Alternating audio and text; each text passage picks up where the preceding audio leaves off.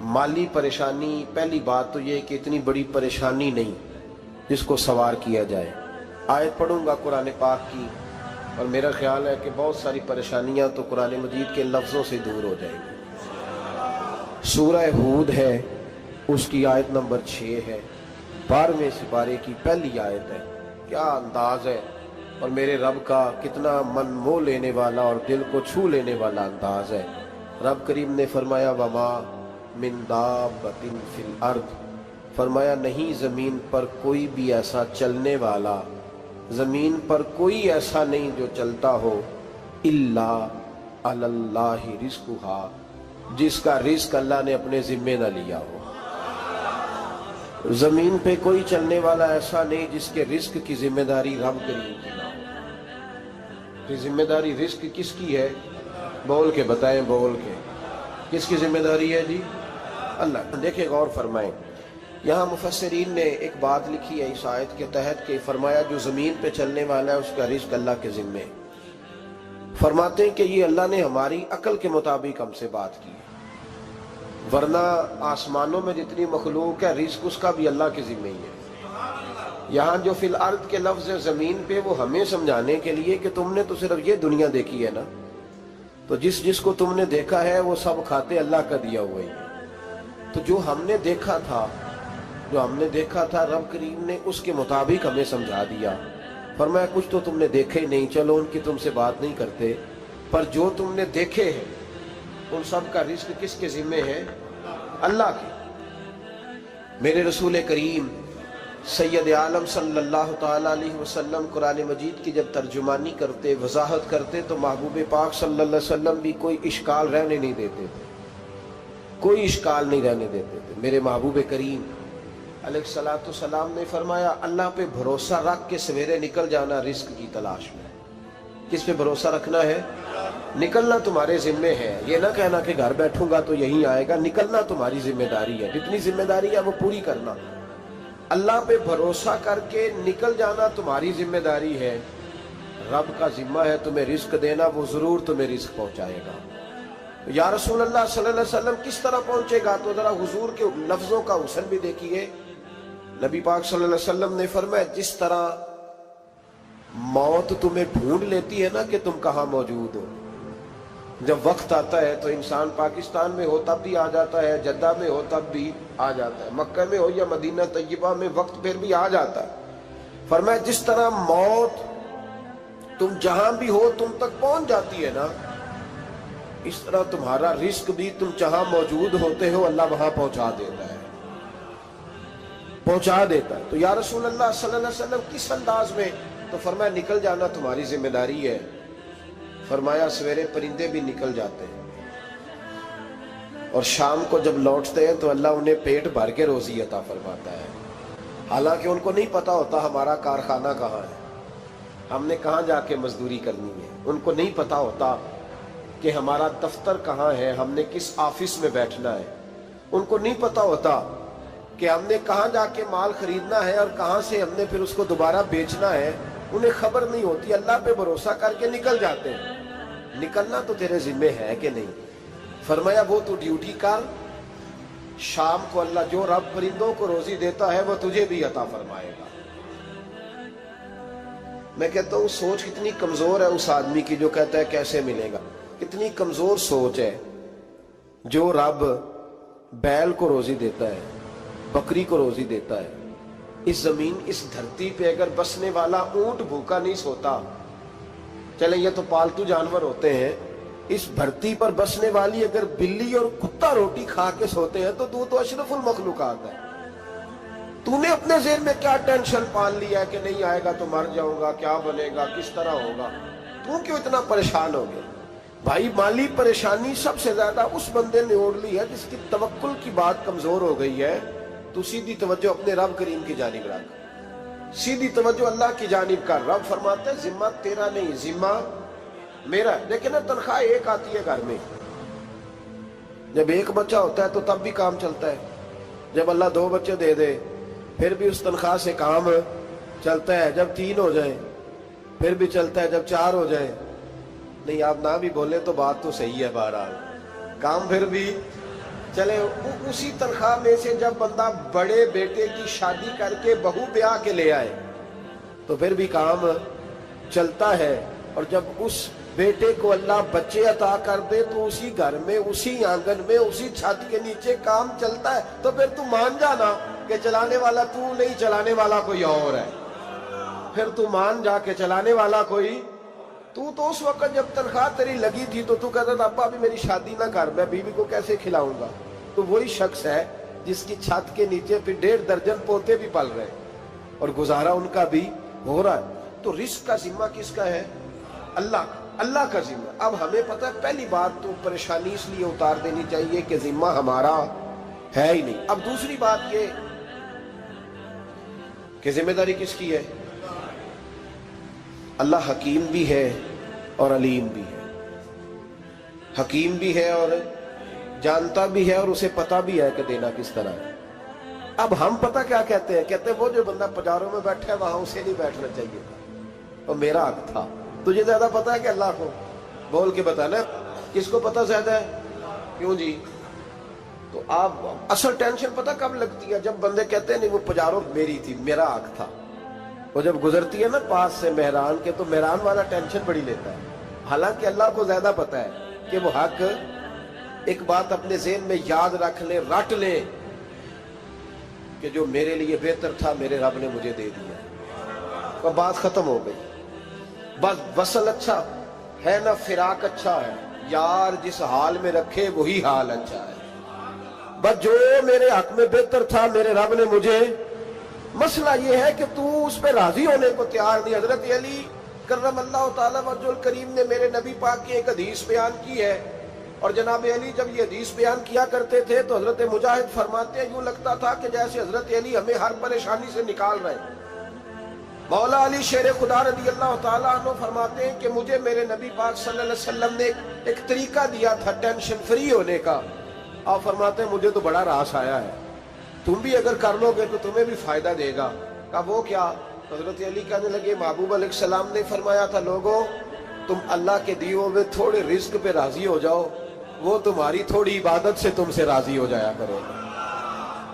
بس تم 2 نفل بھی پڑھو گے تو اللہ راضی ہو جائے گا، تم 1 رکوع بھی سویرے اٹھ کے پڑھو گے تو وہ راضی ہو جائے گا، وہ تمہارے 313 درود شریف سے راضی ہو جائے گا، تم اس کے دیے ہوئے تھوڑے رزق سے راضی ہو جاؤ۔ ٹینشن اس لیے ہوتی ہے کہ ہم راضی نہیں جو اس نے ہمیں دیا ہے۔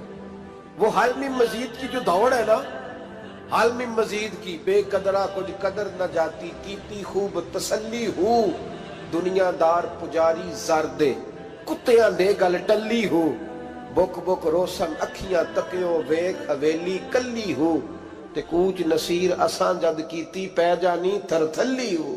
تو یاد رکھیں یہ جو ہے نا مصیبت کے مال آ کیوں نہیں رہا، وہ سامنے والا پلاٹ میرے گھر کے سامنے ہے گھر کے سامنے، پر رجسٹری میرے نام کیوں نہیں؟ یہ مصیبت سانس نہیں لینے دیتی۔ موٹر سائیکل کھڑی کرتا ہے نا جب آ کے دکان سے روٹی کھانے آتا ہے، دفتر سے گھر آتا ہے، کاروبار سے آتا ہے، تو جہاں موٹر سائیکل کھڑی کرتا ہے وہ ٹینشن بڑی ہے کہ کبھی میری ہو جائے نا یہ والی جگہ، تو میں یہاں بھی بورڈ لگاؤں اپنے نام۔ اس نے مالی پریشانی پیدا کی۔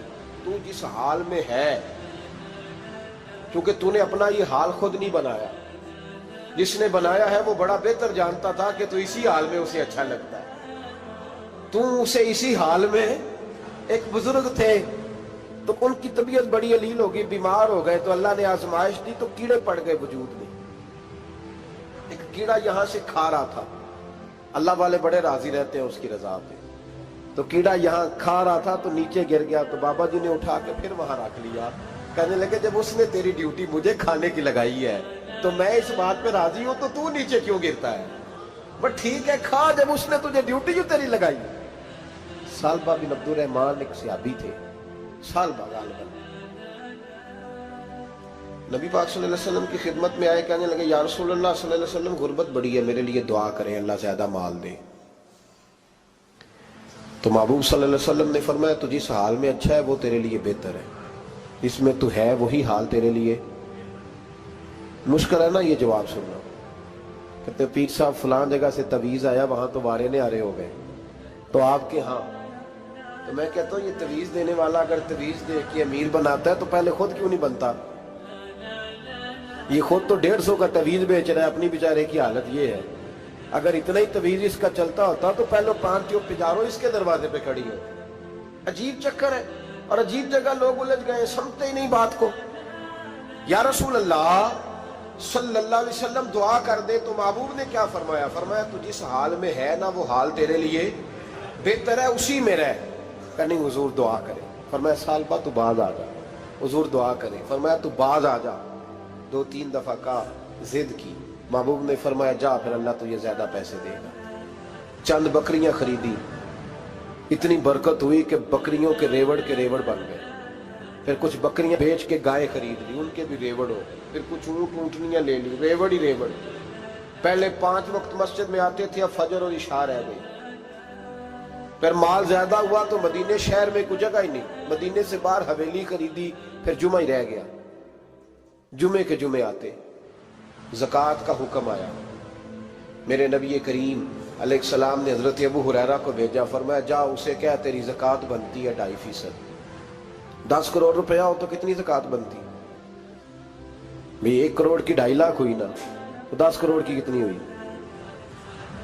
تو بڑی مصیبت ہے جب بینک سے میسج آتا ہے نا کہ 25 لاکھ نکل گیا تیرے اکاؤنٹ سے، بہت بڑی مصیبت، بڑی ٹینشن ہوتی ہے۔ ایک صاحب میرے پاس آئے، ان کی زمین اچانک مہنگی ہو گئی، اچانک پہلے کچھ 15-16 لاکھ کی ایکڑ زمین تھی، پھر وہ کروڑ کی ہو گئی۔ تو میرے پاس آئے، کہنے لگے وہ 10 کروڑ روپے بنتے ہیں تو زکوٰۃ، تو میں نے کہا آپ نے کیا کیا؟ زری زمین پہ عشر آتا ہے، اس پہ زکوٰۃ نہیں آتی، تو آپ نے کیا کیا؟ کہنے لگے وہ کچھ سوسائٹی کے رول کے مطابق میں نے فائلیں وغیرہ لے لی ہیں، اب میں نا کبھی موقع آئے گا تو ان کو بیچوں گا۔ تو میں نے کہا اب تو آپ کا یہ مال ہو گیا بزنس کا، تو اب تو اس پہ زکوٰۃ آئے گی۔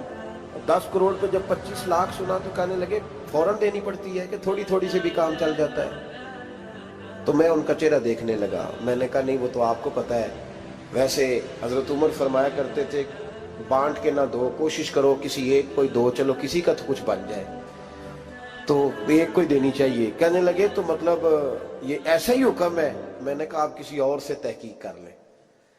اب یہ بھائی لیتے وقت نہیں تجھے ٹینشن ہوئی کہ 15 لاکھ کا کروڑ ہو گیا، تو اس وقت کبھی تو نے کہا کہ یا اللہ تو یہ کیسی سوچ ہے مسلمان، کس طرح کا اس کا؟ ہمارے ہاں جب کسی آدمی پہ حالات خراب ہوتے ہیں نا تو سب سے پہلے وہ اس طرح کرتا ہے کہ جو میں کہیں اللہ کے رستے میں دیتا ہوں پہلے اسے بند کروں۔ جس رستے تجھے آ رہا تھا پہلے تو نے وہ رستہ بلاک کیا۔ حضرت اسماء بنت ابی بکر صدیق کہتی ہیں میں حضور کو مسجد کے لیے، ادارے کے لیے، صحابہ صفہ کے لیے کچھ دے رہی تھی، تو میں نے گننا شروع کیا تو حضور مسکرانے لگے۔ حضور مسکراتے کیوں ہیں؟ تو فرمانے لگی، محبوب فرمانے لگے اسماء اللہ کے رستے میں گن گن کے نہ دیا کر، ورنہ وہ بھی تجھے گن گن کے دے گا، تو اس کے رستے میں بے حساب دے، وہ بھی تجھے بے حساب ہی عطا فرمائے۔ لیکن پہلے یہ والا پہلے دروازہ بند کرو، یہاں سے پیسے ختم ہو رہے ہیں، تو اس طرح کرنا بھائی۔ اس دفعہ سوٹ ذرا گرمیوں والے نہ خرید، لیکن جو تو اللہ کے رستے میں دے رہا ہے اسے دیتا رہے، لیکن ہم اپنا نقصان کرتے ہیں، زیادتی کرتے ہیں اپنے ساتھ۔ میں نے آپ کو پہلے بھی بتایا تھا پیار کی بولی ہے، پھر بولتا ہوں۔ ایک بڑے بڑے پیار والے دوست ہیں، ایک دفعہ مجھے کہنے لگے کہ آپ کئی دفعہ اعلان کرتے ہیں تو مجھے اچھا نہیں لگتا، اور آپ ادارہ بھی بہت زیادہ بننے والا ہے، بڑی چیزیں میں دیکھتا ہوں جو ہوں تو بڑا نظام اچھا ہو جائے، آپ دعا کریں اللہ مجھے پیسے دے تو میں بڑے سارے خرچ کروں گا اس کے رستے میں۔ تو میں نے کہا یا اللہ اسے 10 کروڑ دے، یہ 9.5 کروڑ تیرے رستے میں دے دے گا۔ تو چپ کر گیا، جس طرح آپ نہیں کر گئے سارے، چپ کر گیا وہ بھی۔ اس نے کہا جی نہیں جی انشاءاللہ کریں گے۔ تو میں کیا پلیا جی دعا پہ ہوں دیا، ابھی تو وہ آئیں گے تو تب دیکھی جائے گی، تو یہیں اڑ گیا ہے۔ یعنی 9.5 کروڑ اللہ کے رستے میں خرچ کرنے کی دعا پہ بھی آمین کوئی نہیں کہتا کہ چلو آمین ہی کہہ دیں۔ تو میں کہا تینوں تے 50 لاکھ بچتا سی پیا، لیکن تو اس سودے پہ تیار ہے۔ جب یہ سوچ ہوتی ہے، یہ غلط سوچ ہے، یہ بات تو اگر تم مسکرانے والی، لیکن یہ سوچ صحیح نہیں۔ حضرت عثمان غنی رضی اللہ تعالیٰ عنہ کہتے ہیں جس وقت نبی پاک صلی اللہ علیہ وسلم نے اعلان کیا نا جنگ کے موقع پر کہ 800 سپاہیوں کا خرچہ چاہیے، کہتے ہیں میرے پاس 600 کا تھا۔ یہاں ایک روایت میں حضور نے 1000 کا اعلان کیا تو میرے پاس 800 کا تھا۔ جب 2-3 دفعہ نبی پاک نے اعلان کیا تو کہتے ہیں میں نے کھڑے ہو کے کہا یا رسول اللہ پورا 800 میری طرف سے۔ کہتے میں نے 200 سپاہی کا خرچہ ادھار اٹھایا لیکن پورے 2 مہینے نہیں گزرے تھے، رب کریم نے مجھے کئی گنا کر کے پیسے واپس عطا فرما دیے۔ پر بات تو یہ ہے کہ تیری وہاں لو لگی ہو، تو تجارت کرتا ہے ان لوگوں کے ساتھ جو کیا دے سکتے۔ تو سالبہ کے پاس حضور نے پیغام بھیجا، پہلے تو کہا تیرے لیے بہتر نہیں مال، جب اصرار کیا تو اب بڑی برکت ہو گئی، بڑا آیا تو فرمایا زکوٰۃ دے، 2.5% زکوٰۃ ہے۔ اب جب سوچا کہ 5 اونٹوں پہ ایک بکری جائے گی اور بڑا سارا مجھے دینا پڑے گا، اب جب غور کیا تو یہ تو نہ کہا کہ میں نہیں دیتا۔ حضرت ابو ہریرہ سے کہنے لگے نبی کریم علیہ السلام کی خدمت میں عرض کرنا کہ میں خود آؤں گا۔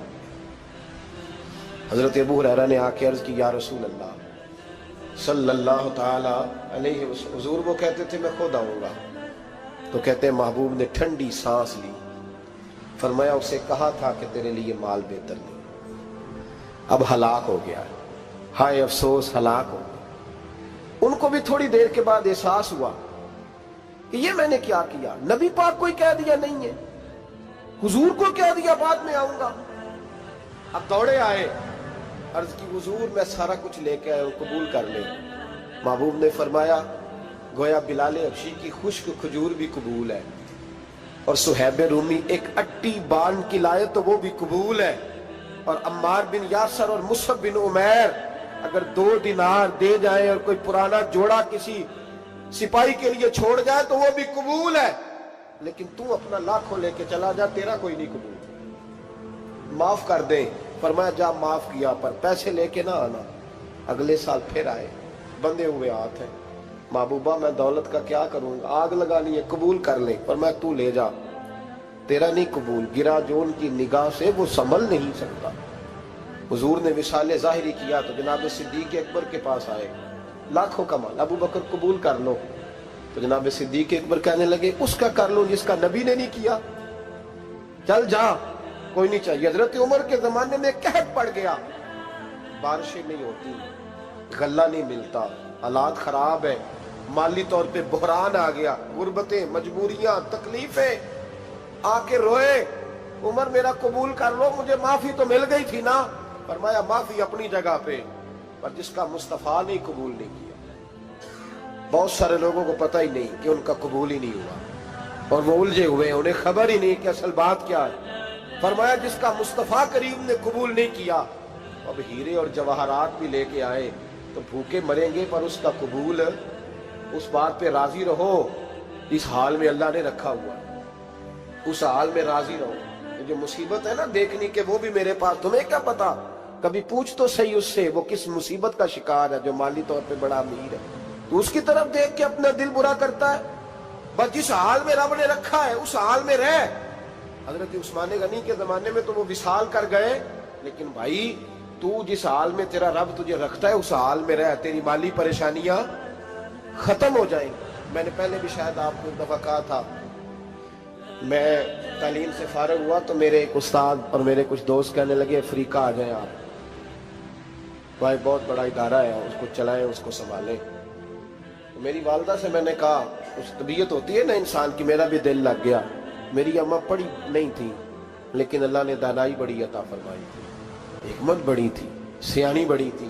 تو میں نے کہا اماں جی تو مجھے ساؤتھ افریقہ کی دعوت ہو رہی ہے تو آپ کیا کہتی ہیں؟ تو اٹھ کے میرے پاس آ گئی اور مجھے انہوں نے اپنے بازوؤں میں لے لیا، پھر میرا ماتھا چوما، کہنے لگی پتر میں تے وال بھی نہ پوٹ کے دیوا کسی نے، ہم نے دولت کا کیا کرنا، تو اللہ کا نام لے کے کہیں بیٹھ جا، رب کریم رون کے لگا دے گا، خیر ہو جائے۔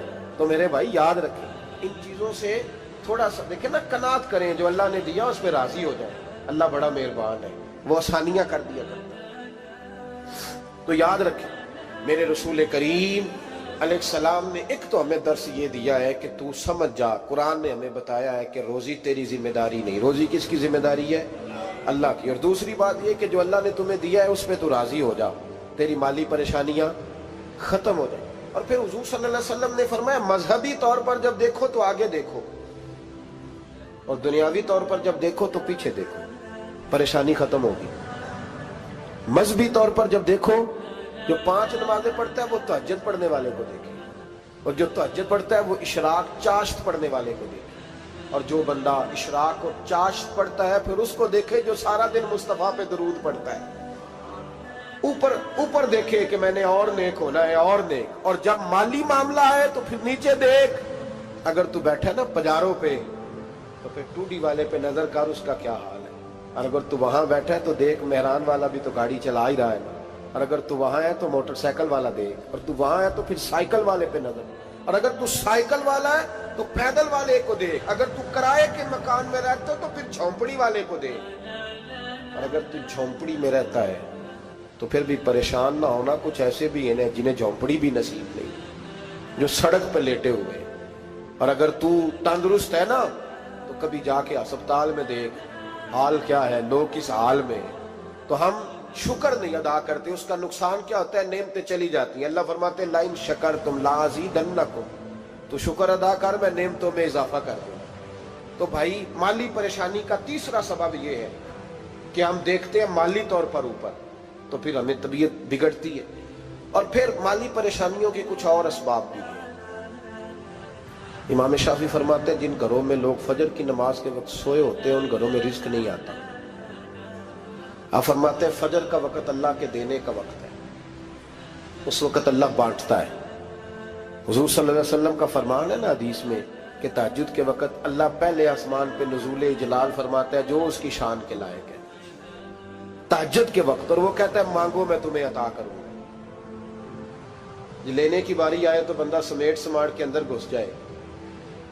हमारे यहाँ ये होता है कि इशा के बाद बच्चे बैठते हैं मोबाइल लेके, तहज्जुद का वक्त आता है तो उनकी आंखें बंद होनी शुरू होती, तो लेने के वक्त तो तू सोया था, तेरा मसला कैसे हल होगा भाई। जब कोई आदमी खैरात बांट रहा हो तो जो प्याला पीछे कर ले उसे मिलेगा। कहते उस वक्त आना जब मैं बांट रहा था, अब तू किधर आ गया है। मिसाल दे रहा हूं, तो फजर का वक्त मांगने का है, तो सारी रात तो गुजर गई गेमें खेलते टीवी देखते, और जो लेने का वक्त था तू सो गया, तो कैसे आएगा तेरे पास। तो उठे सवेरे बंदों से मांग के देख लिया, बड़ी इज्जतें खराब हुई। फजर का वक्त उठ के झोली फैलाए। मेरे रसूल पाक अलैहिस्सलाम फरमाते हैं, रब फरमाते हैं जब बंदे मेरे आगे झोली फैलाते हैं मुझे शर्म आती है। किसे चुमे यार गुलाब ताई, किसे जाके कलीनो चुमे आए, किसे चुमे यार दी चौखटनो,